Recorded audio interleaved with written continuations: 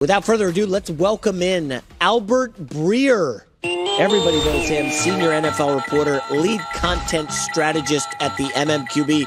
Mr. Breer, boy, big rumor floated by a guy we both know, Mike Florio, that Andy Reid could be stepping down. Now, we have heard this once before. Your thoughts on Mr. Reid possibly leaving and departing the Chiefs? Yeah, like I've always gotten the sense like this time of year when this comes up that like it's something we probably will have to wait until a week or two after they're done to truly get answered. At his age, is something that's been considered, and obviously he and his family have been through a lot the last few years. So, my feeling is it's more likely than not that he's back coaching the Chiefs again in 2024. But like in recent years, it has been more of a year-to-year thing, and I think that's part of the reason why.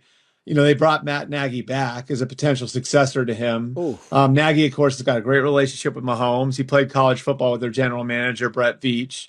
He's got great history in the organization. So, I think Nagy would probably get the first swing at replacing Reid if it did come to that. And the fact that there is, I think a quasi, not an official, but a quasi like succession plan there leads you to believe that it could be something that could happen. But again, I feel like with the quarterback in place, with the core that they've got in place, I still think it's more likely than not that he's back in 2024. Yeah, this Nagy stuff's interesting. Mahomes has had the worst year of his career by a mile. We can't just blame the drops. Kelce's getting up there in age. Go ahead. I mean, this is a different set of circumstances, like J-Mac. Like, I think if you look at it, right, like, so last year he loses Tyreek Hill. I don't think Travis Kelce's been the same, and so last year people said they didn't have a number one, but they did. Their number one was Travis Kelce. And now Travis Kelce this year hasn't been what Travis Kelce had been over the first 10 years of his career. And so now do you have a number one out there? And because you don't have a number one, are you asking more of a rookie in Rashee Rice? And you have two new tackles. And, how is that working out with Donovan Smith and Jamal Taylor? Like that whole, like all the infrastructure has changed offensively this year. And so I think it'd be tough to hang a lot of what's happened this year on offense on Nagy. It's just the dynamic of the team has changed quite a bit because, the roster has changed. And again, you've got such a key piece in Travis Kelce getting a year older and maybe taking a step back as a player. Big step back. Let's quickly go to Nick Sirianni in Philadelphia. It's a similar situation to what happened with Doug Peterson a few years ago, but Peterson, of course, won the Super Bowl. I don't know, man. Listen, if you're looking for a Friday news dump, Breer, are we going to see Sirianni getting the axe at 4:59 p.m. Eastern Standard Time today? Yeah, I think this is sort of up in the air because of the way that it went the last time around. If you remember, they waited a week until a week after the 2020 season concluded to cut ties with Doug Peterson. And part of that was you had this, week period where they were going through their plans for the future and kind of setting things up to meet with Jeffrey Lurie and talk about where things were going. And, eventually what wound up happening was that, Lurie wanted some staff changes and Doug Peterson was very loyal to his staff. And, that led to the conclusion that was it for them. And I think that's part of why you hear about Nick Sirianni and Howie Roseman looking at different plans over the course of the last few days. They were setting up for meeting with Jeffrey Lurie. Do I think it's over for Nick Sirianni? No, I don't think it's over for Nick Sirianni. But until he comes out of that meeting and they come out of that meeting with a concrete plan for next year, I think you never say never. The interesting name out there is Mike Vrabel, who was a very underrated coach in Tennessee. I thought maybe, he did end his career in Kansas City. If Reid steps down, does Vrabel slide in? We haven't heard much on the Vrabel front. What are you hearing? Like we hear Jim Harbaugh's interviewed, Bill Belichick's interviewed, a million assistants have interviewed. Vrabel kind of laying low. What's going on? Well, I think a couple of teams that have interest in him, he might be number two. With the Chargers, he's interviewed with them. Obviously the focus there has been on Jim Harbaugh. With the Falcons, I think there'll be an interest there, but obviously they're now bringing Bill Belichick in for a second interview.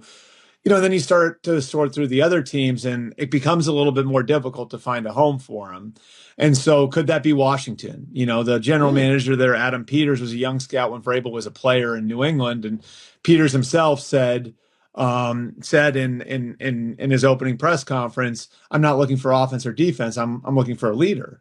So somebody like Vrabel would make sense. I think Vrabel would make sense for Philly if they were going to make a change. But those two scenarios are not certainties, So it's just sort of interesting because I think Vrabel is, if not the top candidate out there, among the top 2 or 3 candidates out there. And he's got now 6 years of experience as a head coach that he can bring to the table. It's just like, is the match out there? And I'm not sure right now that it is. It's safe to say Dan Quinn probably ticketed for Seattle, or do you think there could be a surprise guy there? That was another one that I was going to bring up with Vrabel, because I do think that there would be a match there with Vrabel and the general manager, John Schneider, in Seattle. But, I do think the Seahawks' first swing would be on Dan Quinn. They like the environment. The culture is very unique, what they've been able to build over the last 14 years under Pete Carroll. And I think, you go back a couple of years when Jody Allen first thought about doing this, first thought about separating from Pete Carroll. I think it was specific to kind of wanting to turn the page and looking at the idea of turning the page. And then they come back a year later after she makes the decision to stick with them. They make the playoffs, and now they've got a really good young core. And I don't think like any of it was that the environment in the building was rotten or anything like that. It was just, I think the owner wanted to make a leadership change.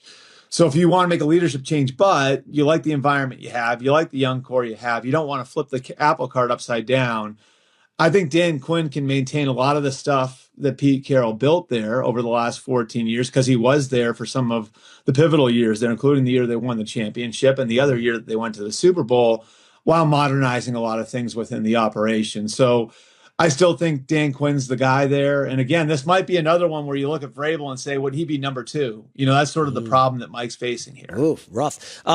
In Atlanta, everybody seems to have Belichick as very, very close to the guy. But I'm going to make it a next level conversation, Breer. What quarterback is he bringing? Because he's not going there with Taylor Heineke and Desmond Ridder. He's got to go get a guy. Yeah, I wouldn't be. Right? I wouldn't be surprised if he takes multiple looks at it.